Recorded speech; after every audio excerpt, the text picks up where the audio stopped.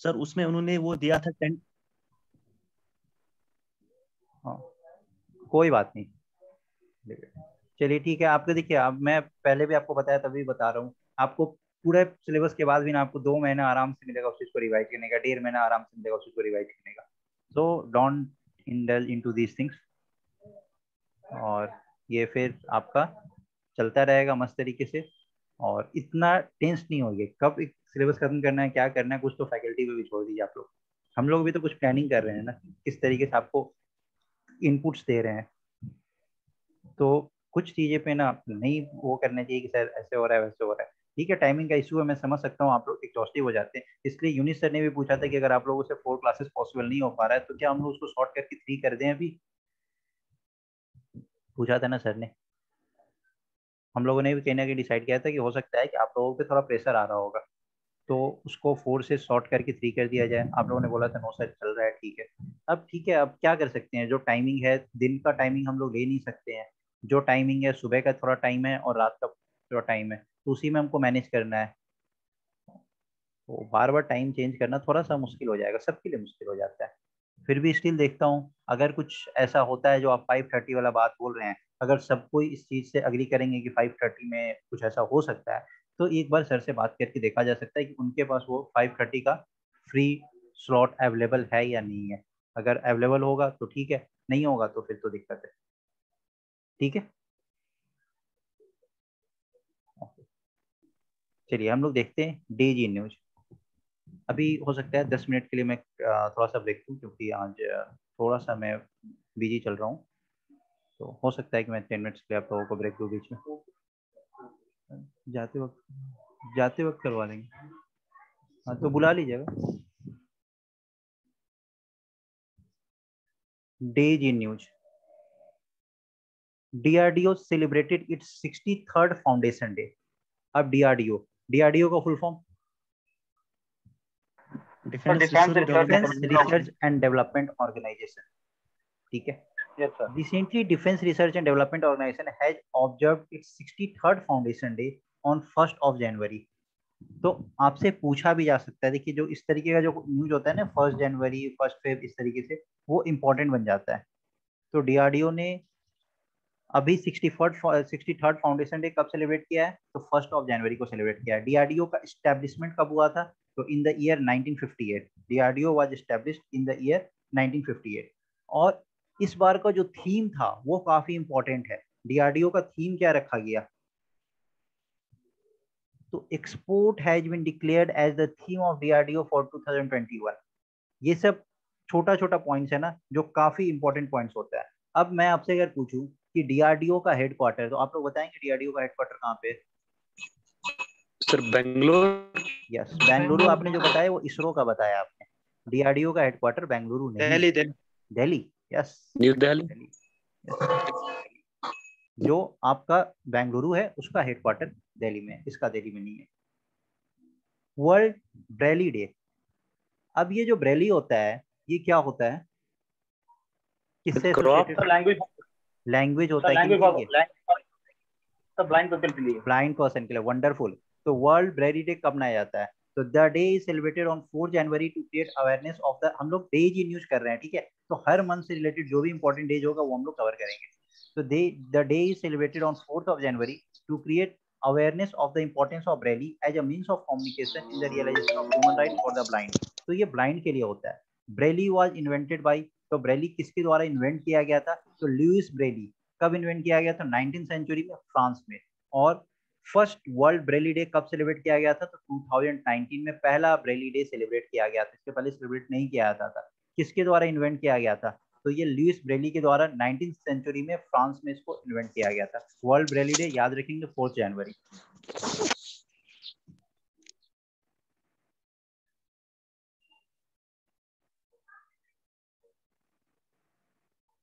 World Hindi day. World Hindi day कब मनाया जाता है, तो 10th of January। World Hindi day और विश्व हिंदी दिवस is being celebrated on 10th of January every year. इसका एम क्या है, to promote the Hindi language world wide. Hindi language को वर्ल्ड वाइड प्रोमोट करना है। The day celebrated commemorates the anniversary of the first world Hindi conference जो कि नागपुर में हुआ था ऑन 10 जनवरी 1975। ये वर्ल्ड हिंदी डे का बात हो रहा है, ठीक है। वर्ल्ड हिंदी डे 10 ऑफ जनवरी, लेकिन ये 10 ऑफ जनवरी का जो डेट आया ये कहाँ से आया था? तो पहला वर्ल्ड हिंदी कॉन्फ्रेंस नागपुर में हुआ था इन 1975, वहां से ये आया था, ठीक है। हिंदी दिवस कब मनाया जाता है?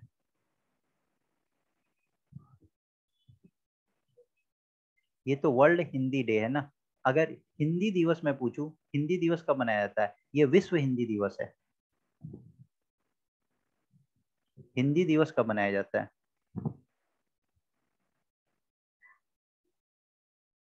14 सितंबर। याद रखिएगा, कभी कभी ना इस चीज से कंफ्यूज हो जाते हैं।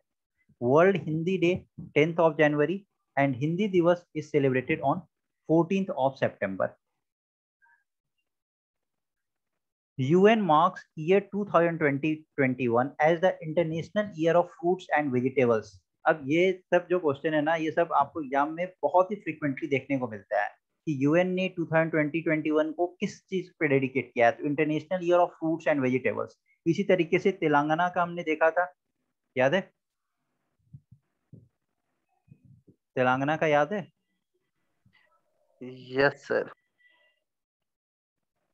एक ही दो स्टूडेंट्स बोल रहे हैं, मतलब आप लोग मिस कर रहे हैं करंट अफेयर्स को, रिकॉल करने का कोशिश करिए। UN marks year 2021 as the International Year of Fruits and Vegetables.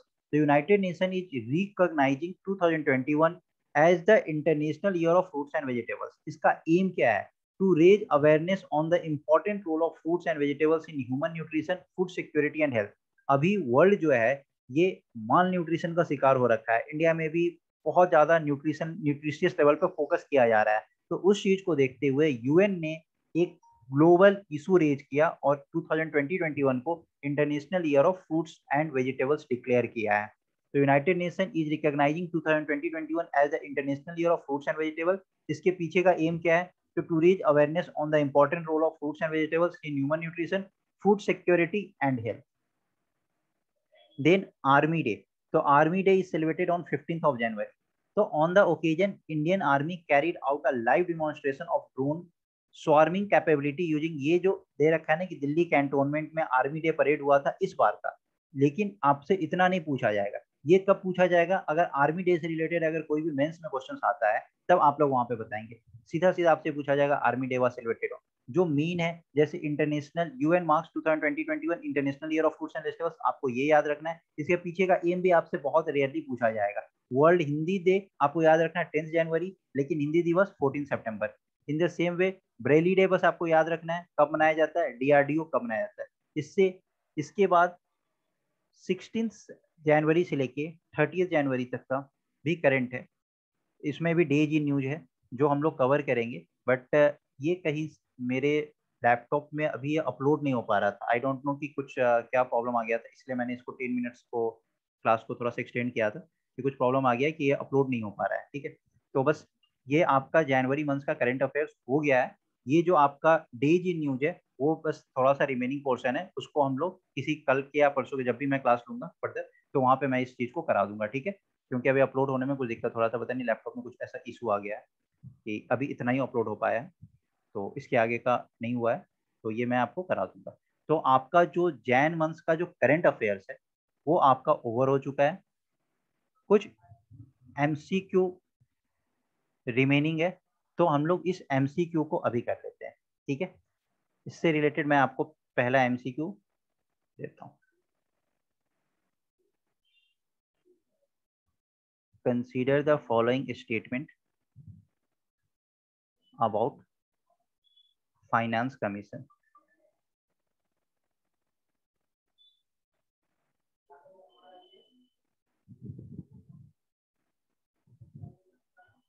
Its advice is binding on the government. Option 2, it recommends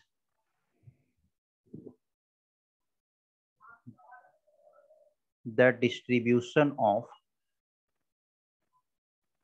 proceeds of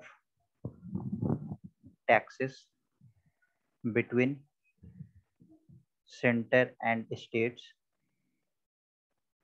And option 3, it constituted at the expiry of every 5th year. Which is or are correct?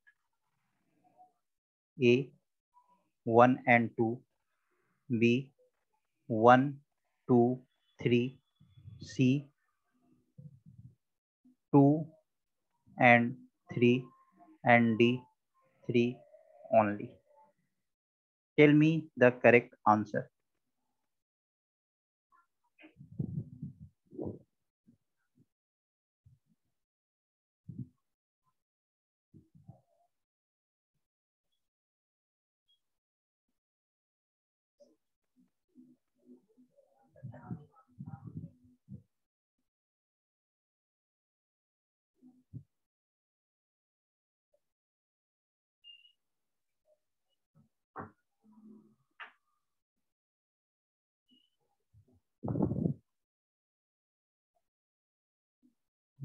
क्यों आ जाएंगे?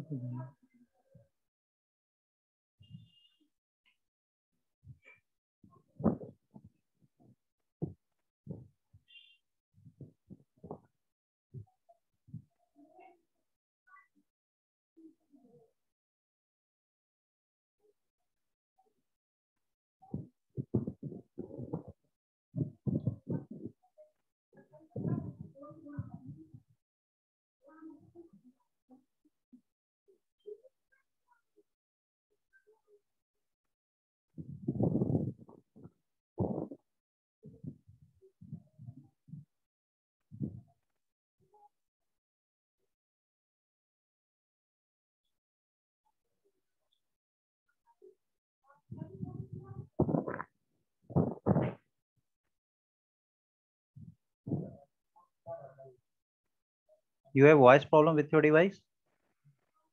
Okay तो आपको बोलना नहीं है, आप chat column में आप आंसर दीजिए। सिर्फ 2 लोगों ने अभी तक आंसर दिया है।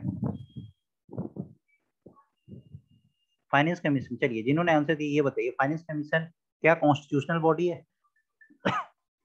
Yes, sir. Is this a constitutional body? It is defined under which article of the Constitution? 280. Article 280. Article 280. Wonderful. अब फाइनेंस कमीशन क्यों कॉन्स्टिट्यूट किया गया था? What is the reason? Finance commission करता क्या है? The distribution of taxes between center and state. Yes. तो आप देखिए ना, distribution of taxes between centre and states, तो 2 तो करेक्ट है। Yes, sir. तो डी आंसर आपका हो नहीं सकता है। फाइनेंस कमीशन, अब आप बोल रहे हैं रिकमेंडेशन, रिकमेंड करता है, तो क्या ये बाइंडिंग होगा इसका एडवाइस? No sir.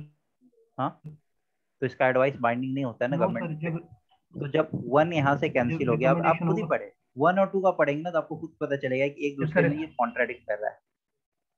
तो it's advice is binding on the government, so this is wrong. No, wrong.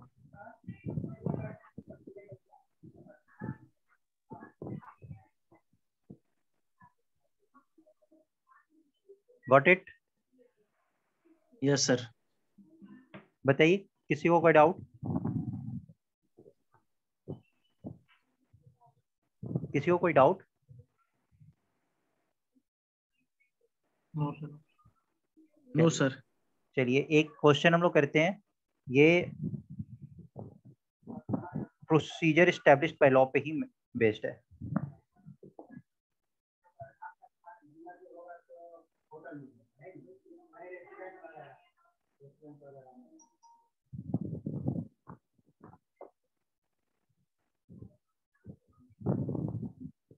Procedure established by law means that a law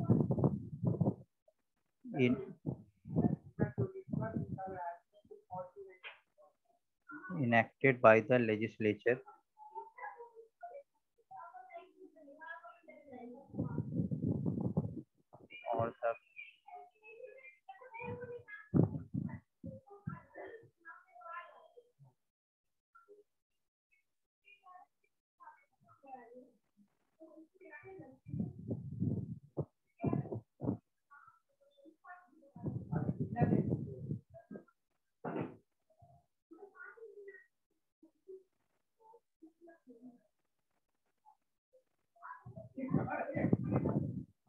Due process of law is a doctrine that pertains to procedure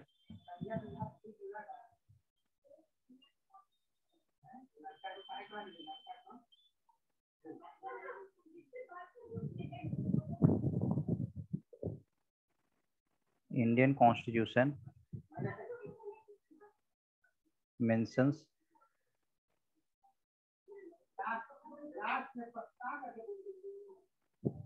due process of law, which each or are correct. 1 and 2, 1 and 3, 3, 1, 2, 3.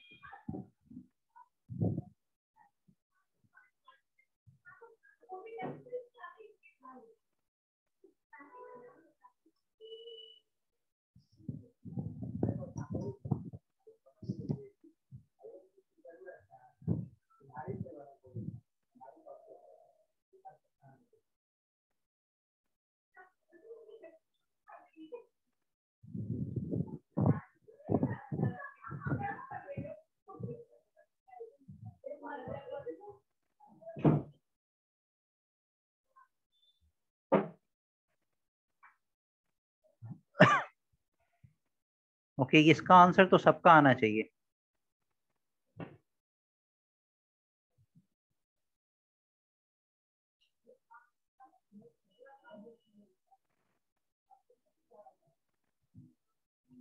इसका तो सबका answer आना चाहिए।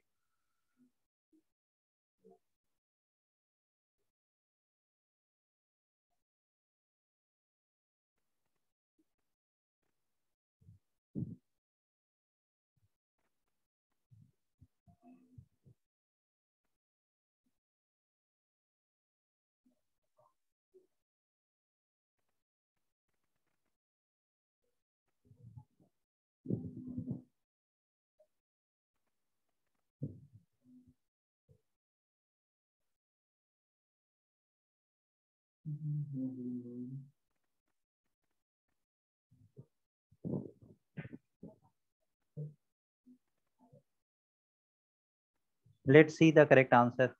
नहीं 4-5 लोग ही क्यों answer कर रहे हैं? Yes what a confidence Jagtar Singh.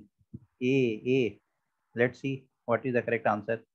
Procedure established by law means that a law enacted by the legislature or the concerned body is valid only if the correct procedure has been followed. ये कहाँ से connected है? Article 21 sir. Yes कि correct procedure को follow करना ही करना है। अगर आप प्रोसीजर को फॉलो नहीं कर रहे हैं तो you are violating procedure established by law. Article 21 में मेंशन था ना। तो फर्स्ट स्टेटमेंट तो बिल्कुल करेक्ट है। और प्रोसीजर एस्टैब्लिश्ड बाय लॉ का मतलब कि कोई उसको इनेक्ट कर रहा है, और इनेक्ट कौन करेगा? या तो लेजिस्लेचर करेगा या कोई कंसर्न बॉडी है वो उस चीज को इनेक्ट कर रहा है। ठीक है। Due process of law. अब मैंने आपको पढ़ाते वक्त ये भी बताया था कि ड्यू प्रोसेस ऑफ लॉ का क्या मतलब है। Procedure established by law plus principle of natural justice या फेयरनेस, यस जो कि विजडम पे छोड़ दिया गया। तो ये तो करेक्ट है ना। यहाँ तो लिखा ही हुआ है is a doctrine that pertains to procedure as well as fairness. Procedure के साथ साथ फेयरनेस मतलब नेचुरल जस्टिस भी होना चाहिए, फेयर भी होना चाहिए प्रोसीजर के साथ साथ। तो 2 तो करेक्ट है। फिर इमरान आपने सी कैसे इसका आंसर कर दिया? मैंने इनकरेक्ट जब मैं करेक्ट पूछता हूँ तो आप इनकरेक्ट आंसर बोलते हो, जब मैं करेक्ट पूछता हूँ तो आप करेक्ट बोलते हो। यहाँ पे इनकरेक्ट कहाँ लिखा है? Sir and Indian constitution mentions due process of law. तो इंडियन कॉन्स्टिट्यूशन में कहीं भी due process of law mention नहीं है। ड्यू प्रोसेस ऑफ लॉ हम लोग फॉलो जरूर कर रहे हैं लेकिन कहीं भी मेंशन नहीं है। मेंशन क्या है? Procedure established by law. Yes procedure established by law.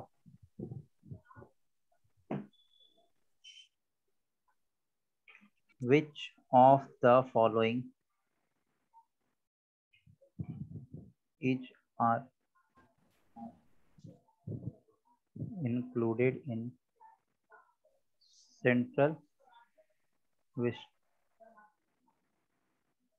Vista project of new Delhi.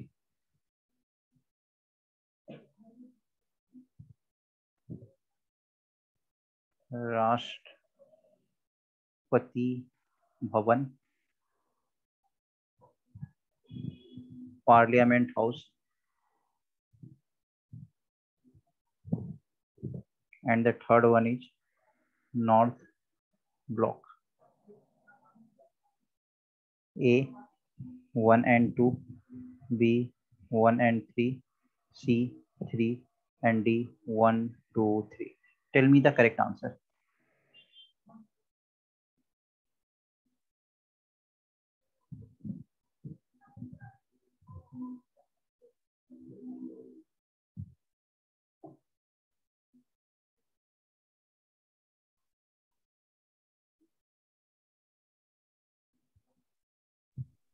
Option please sir, क्योंकि सर मुझे दिख नहीं रहा है option. Central Vista Project of New Delhi. Which of the following is are included in Central Vista Project of New Delhi? Rashtrapati Bhavan, Parliament House, North Block. Option A 1 and 2, option B 1 and 3, option C 3, option D 1, 2 and 3.